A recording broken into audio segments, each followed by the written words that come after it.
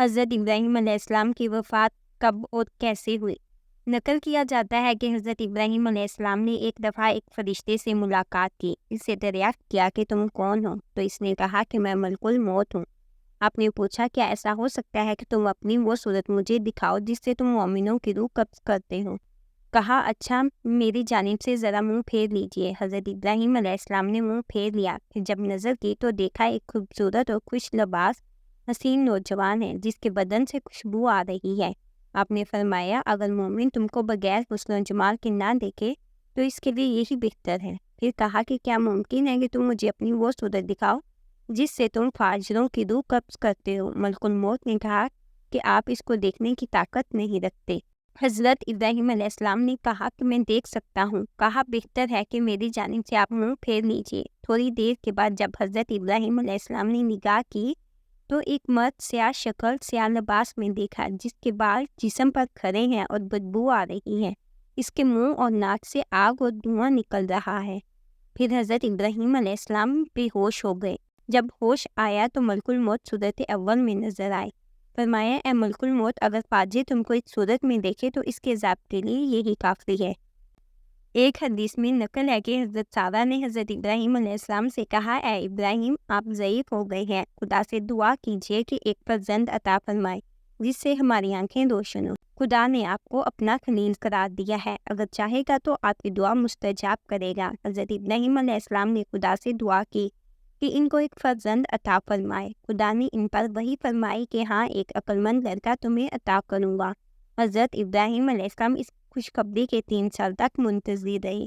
پھر خدا کی طرف سے وہ موقع آیا کہ جب حضرت سارہ نے کہا کہ اے ابراہیم علیہ السلام آپ ضعیف ہو گئے ہیں اور آپ کی موت قریب ہونے کو ہے، آپ ایسا کریں کہ خدا آپ کی موت میں تاخیر کرے اور عمر دراز کرے تاکہ آپ میرے ساتھ لمبی زندگی گزاریں تو زیادہ بہتر ہو۔ ابراہیم علیہ السلام نے خدا سے سوال کیا جیسا کہ حضرت سارہ نے التماس کی تھی۔ حق تعالیٰ نے ان کو وحی کی کہ جس قدر چاہو تم کو زندگی عطا کر دوں۔ حضرت ابراہیم علیہ السلام نے حضرت سارہ کو خبر دی۔ انہوں نے کہا کہ خدا سے دعا کیجیے کہ جب تک آپ خود موت کے طالب نہ ہو آپ کو موت نہ آئے۔ ابراہیم علیہ السلام نے دعا کی اور حق تعالیٰ نے مستجاب فرمائی۔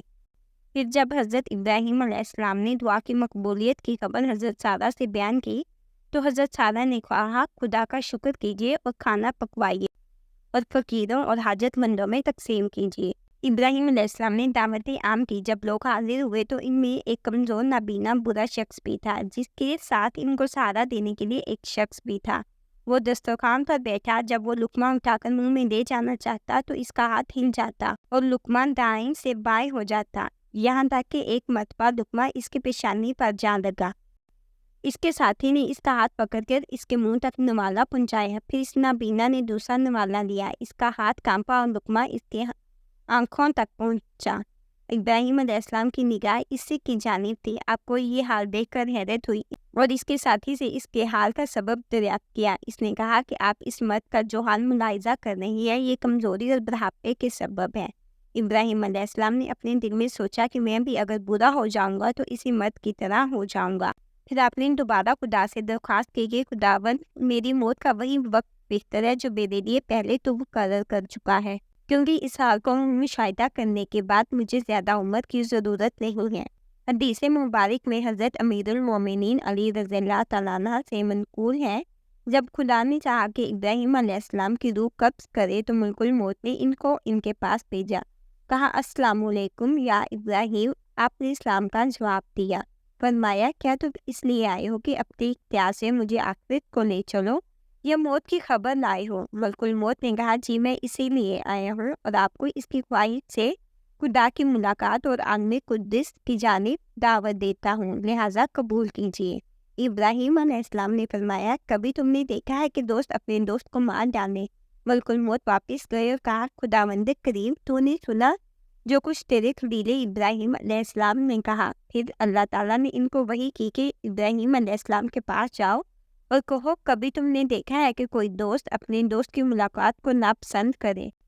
دوست وہ ہے جو اپنے دوست کی ملاقات کا آرزو مند ہو۔ یہ سن کر حضرت ابراہیم علیہ السلام راضی ہو گئے اور جب آپ علیہ السلام مناسک حج سے فارغ ہو کر شام کی جانب واپس گئے تو وہی آپ کی روح مقدس عالم کی جانب روانہ ہو گئی۔ حضرت امام جعفر صادق علیہ السلام سے منقول ہے کہ رسول خدا صلی اللہ علیہ وآلہ وسلم نے فرمایا کہ حضرت ابراہیم علیہ السلام کی عمر 175 سال کی تھی۔